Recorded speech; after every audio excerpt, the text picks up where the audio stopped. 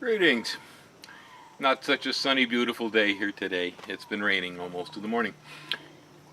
This video is not about gardening, and it's not about guitar music. So it's a departure. It's about Hawaii again. I have done a few of these already, and so it's nothing new. But if you're interested in the subject of gardening, or if you're listening for blues music, it's time to head out because I'm going to talk about Hawaii here. I was born in Chicago. You know, we don't have Aloha in Chicago. We don't have Ohana, okay? We got none of this stuff. Chicago, it's, yeah, what do you want, bud? You know, it's a tough place. It's bustling. It has no time for anybody. You had better not stop in traffic or get in the way because they'll start shaking their fists and yell at you in Chicago. It's not a friendly place, not by any means. It's got some great things to say for it. Some fabulous music's come out of that city. We have some incredible political movements that have come from there. Excellent pizza and the best hot dogs in the world. Okay, you know, so there's a lot to be said good about the place. I mean, after all, I was born there, but I had no control over where I was born. What I can say is it's really different than where I live today. And Hawaii is becoming even more different, or shall we say the differences are becoming more and more important all the time. With what's going on in Washington, for instance, with Trump trying to, bomb the EPA and trying to get us out of climate agreements to reduce global carbon emissions and all of this BS, turning things backwards, trying to make Mexico our enemy. Hawaii's the one who actually filed suit initially on his Muslim ban because if you live here in the middle of this ocean, like most of us do, and you find yourself here with people who are British, people who are German, people who are native Polynesian, you got Fiji, you got Samoa, you got Tahiti here, you got a lot of Japanese, you got Koreans, you got African Americans, you got Mexicans, you got Puerto Ricans in spades, okay, on and on. And everybody's intermarried and everybody's related to each other. How the hell could you possibly point your finger at any one particular group and say, this is the problem? We don't do it here. And that was the biggest reason that Hawaii jumped right down Trump's throat. It flies in the face of what we call Aloha here. And again, I wasn't born with Aloha. It was, yeah, what do you want, bud? That really was where I came from. I'm learning this process. It has been affecting me, and as time moves on and the world turns the way it's turned, the attitudes people have here about each other, about the culture, and about the planet in Hawaii become ever more important. Ever more important. The only way to combat white supremacism, hate, this kind of discrimination, and this kind of just generally miserable way of looking at the world that a lot of these people have, the only way you can combat that is with love. You can't do anything else with it. I mean, some people, well, they want to go just shoot all of them and so on.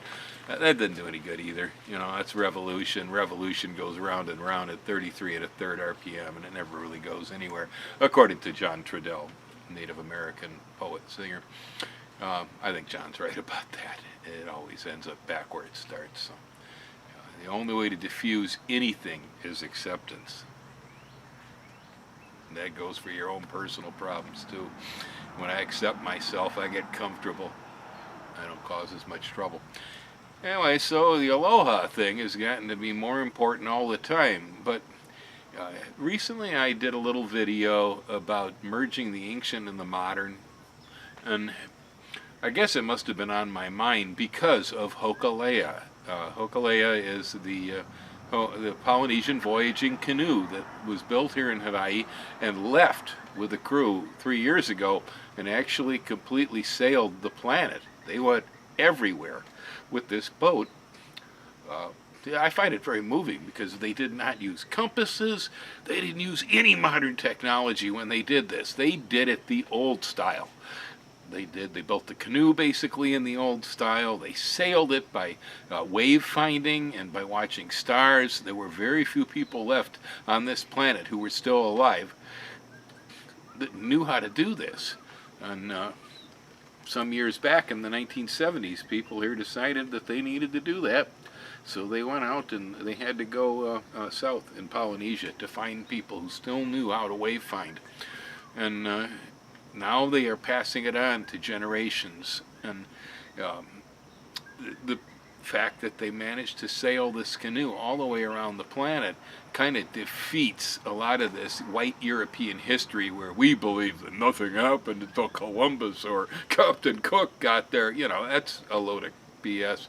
Humans are humans, and they've been getting around for a long time. Polynesians obviously at least made it to South America. The sweet potato is the evidence of that.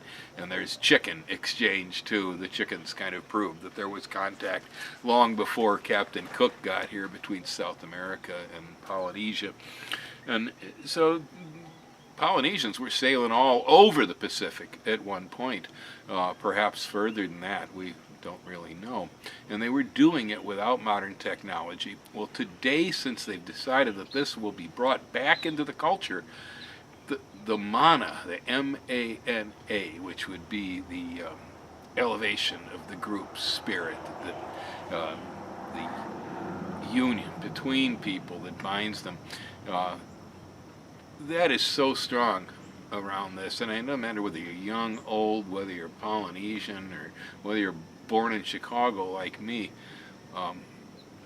What a thing. I mean, it just moved everybody when these boats came back in. They brought in boats that had been made in Tahiti. There were boats from all the other islands. All of these traditional sailing canoes all came into Oahu yesterday. And they parked at Magic Island, and people come out. And it was totally moving. It was just a binding thing. You know, it's like you listen to Trump and his buddies in Washington, and, you know, they want to take away the power from the EPA. They want to get rid of the climate accords, you know, and all this stuff.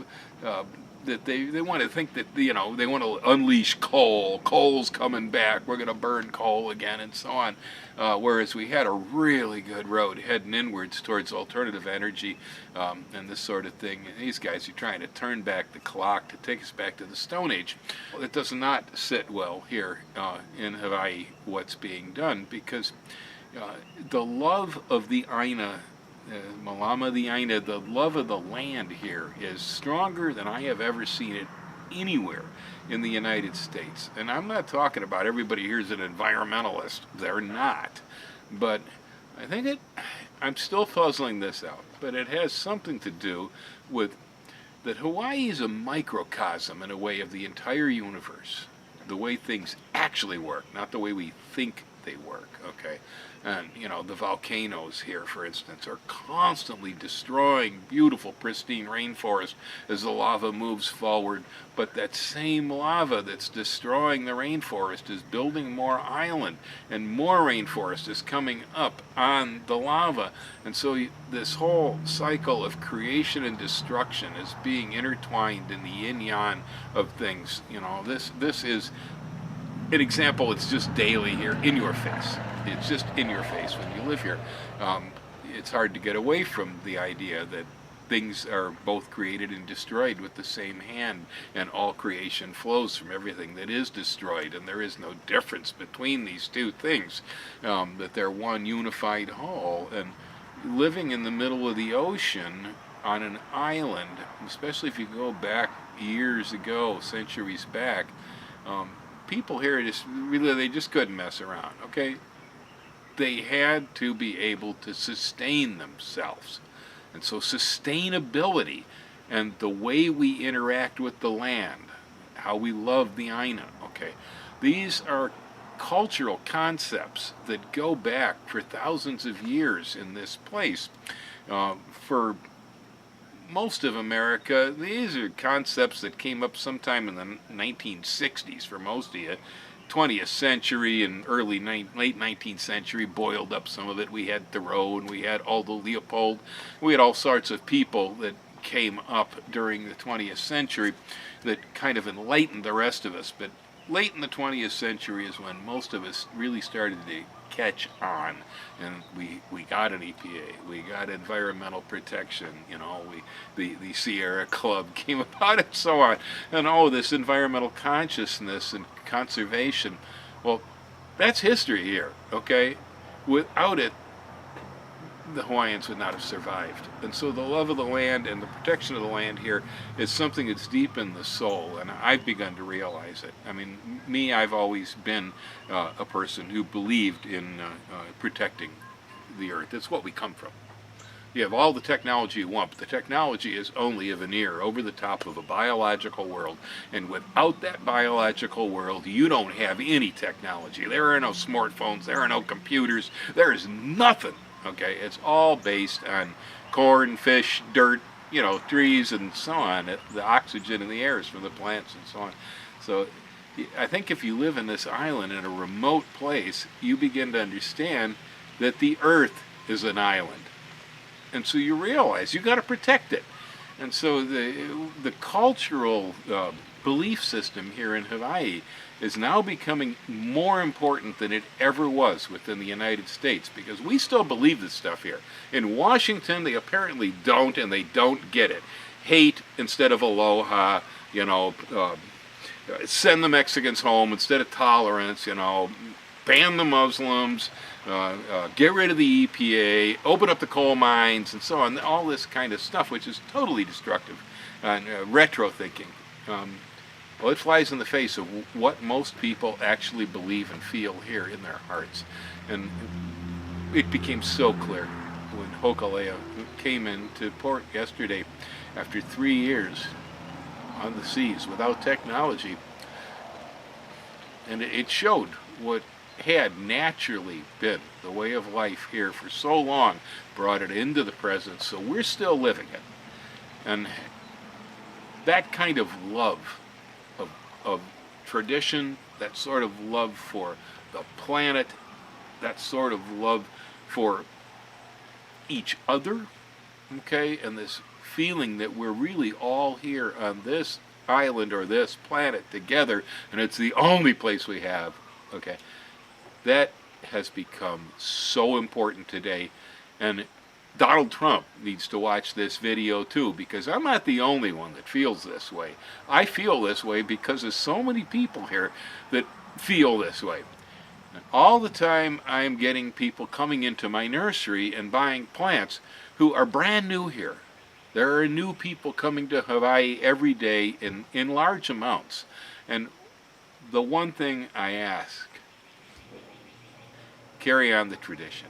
If you're going to come here, carry on the aloha. If you're coming here, love the land.